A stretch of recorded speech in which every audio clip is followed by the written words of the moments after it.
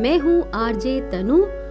आज एक बार फिर हूँ आप सबके साथ और यूं ही आती रहूंगी ले चलने आप सबको मीठे एहसासों के सफर पे, प्यार भरी कहानियों के साथ। ये सुनते हैं इस कड़ी में मेरी आज की कहानी बावरा मन।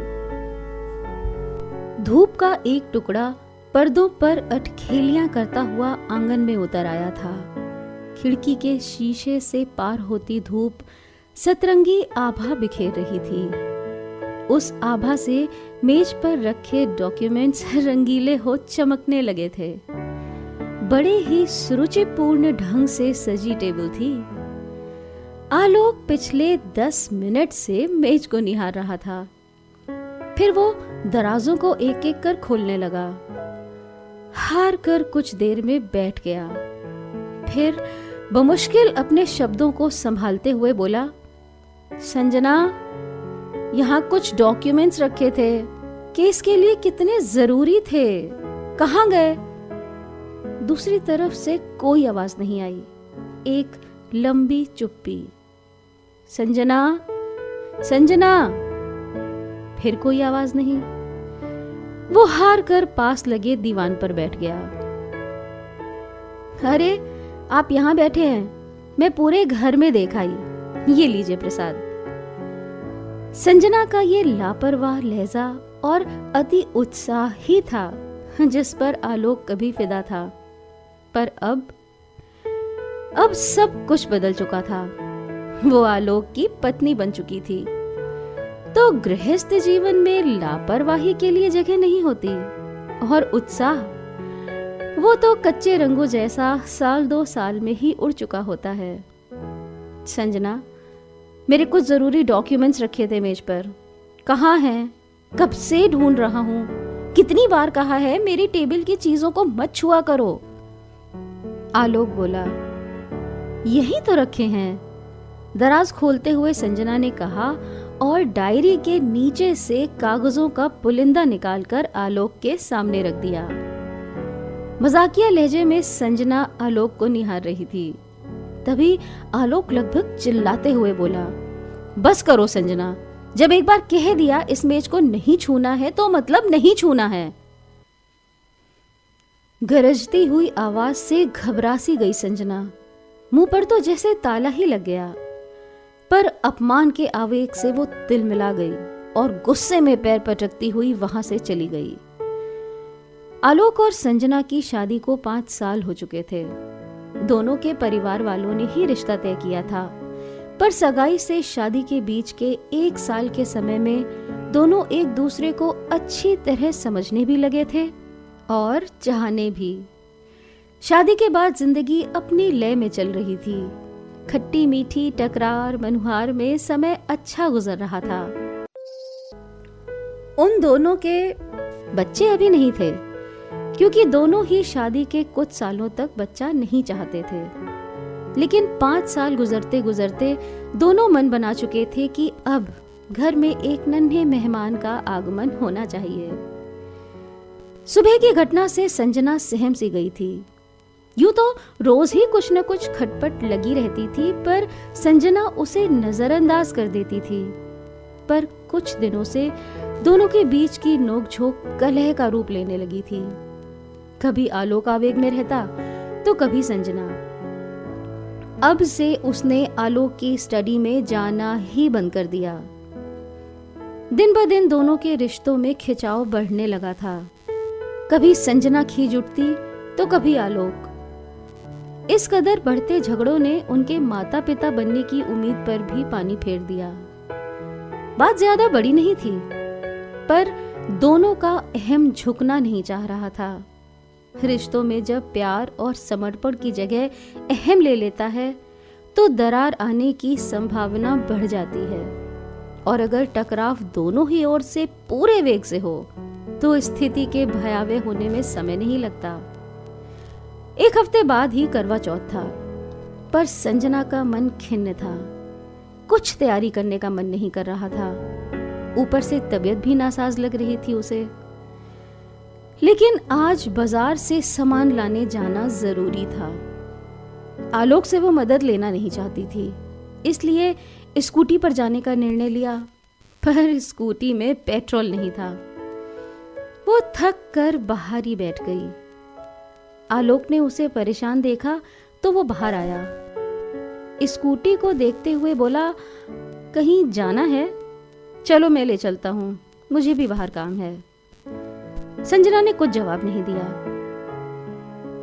आलोक बोला, तुम बैठो, मैं तैयार होकर आता हूँ। संजना आलोक की स्टडी में ही बैठ गई। कुछ देर तो वो चुपचाप बैठी रही, लेकिन चारों ओर फैले कागज और किताबों को देखकर उसके हाथ मचलने लगे और आखिरकार पूरी टेबल व्यवस्थित करने पर ही रुके। आलोक के कदमों की आहट सुनकर वो बाहर आ गई। आलोक ने संजना के लिए कार का दरवाजा खोला तो संजना का मन जैसे कैसा पानी पानी सा हो आया। आज बहुत दिनों बाद दोनों एक साथ बैठे थे। बाजार जाने के बहाने ही सही, दोनों साथ थे, पर चुप थे। ये रातें, ये मौसम, नदी का किनारा, ये चंचल हवा। कार में ये गाना चल रहा था, संजना का फेवरेट, जो वो अक्सर आलोक को प्ले करने के लिए कहा करती थी।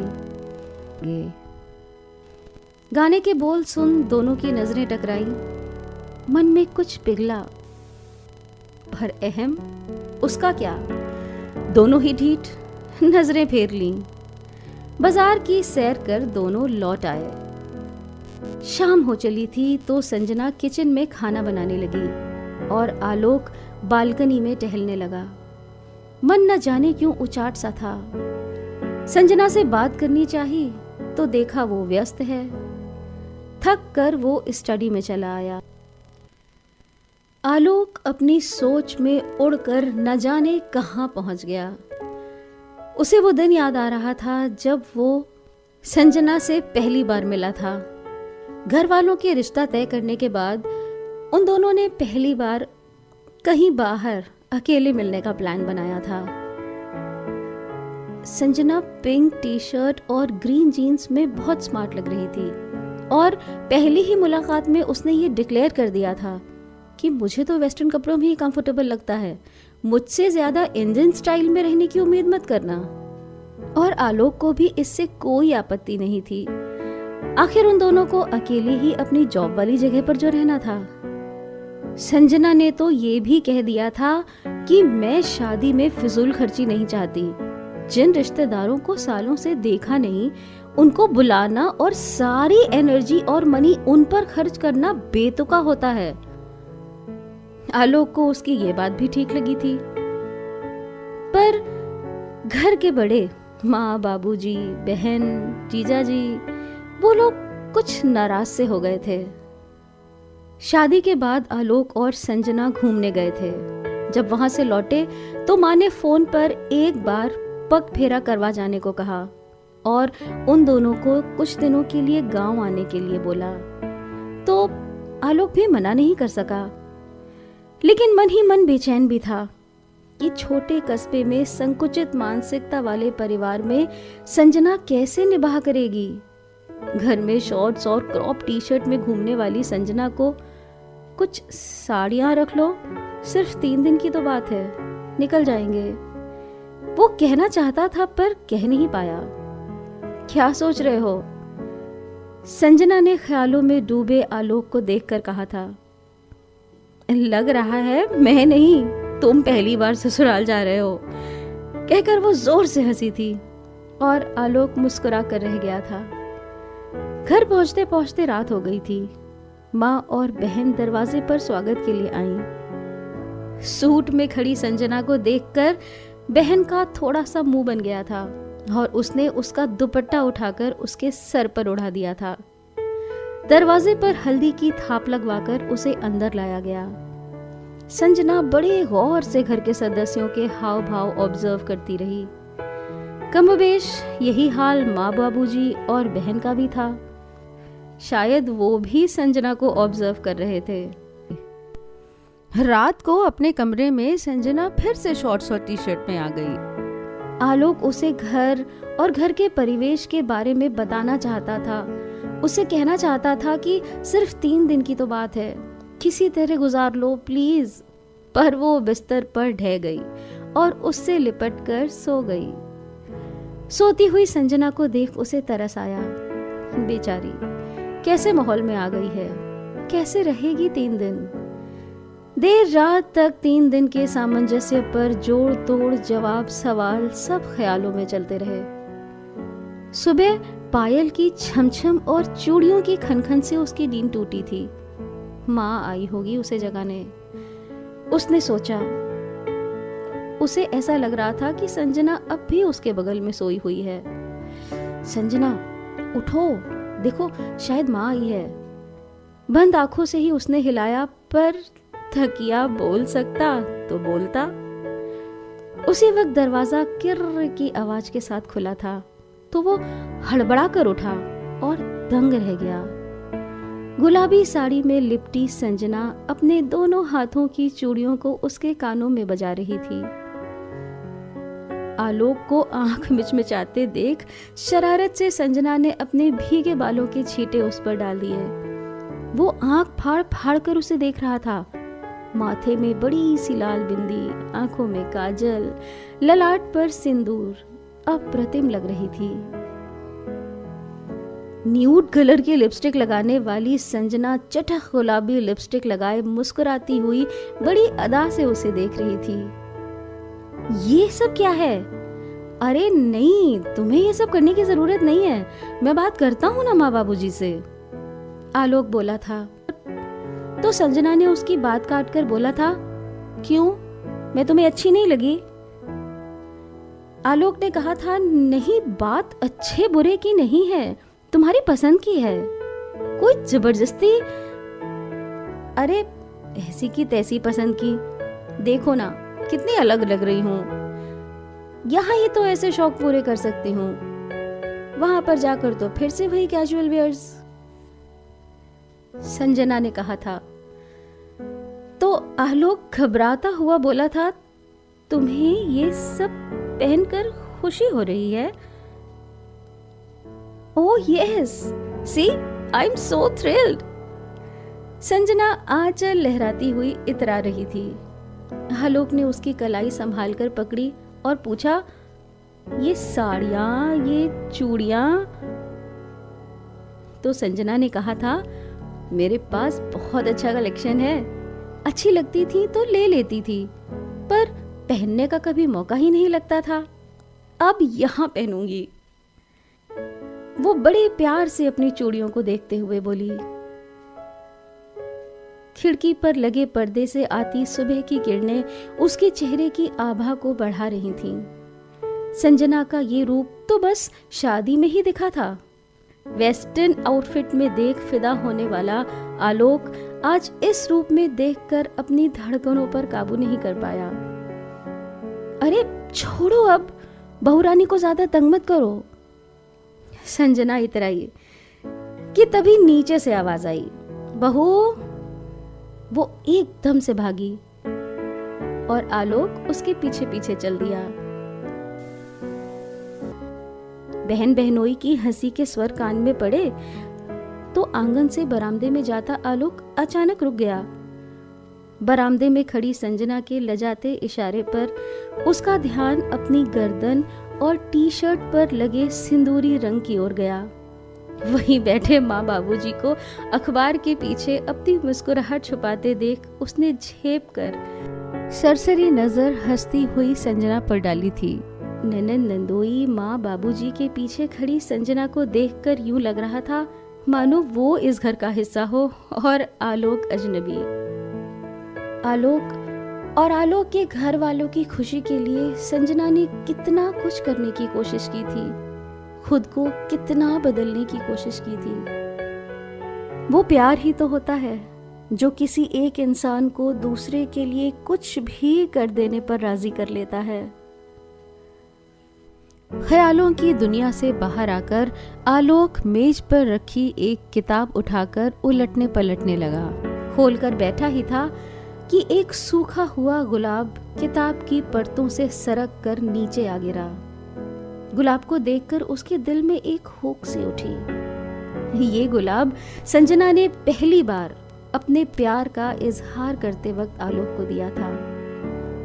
गुलाब को उठाने की कोशिश की तो वो बिखर गया। आलोक का कलेजा थक से रह गया। न जाने कितने बुरे ख्याल दिमाग में आने जाने लगे। वो दौड़कर संजना के पास गया। कुछ था जो वो अभी इसी पल कह देना चाहता था।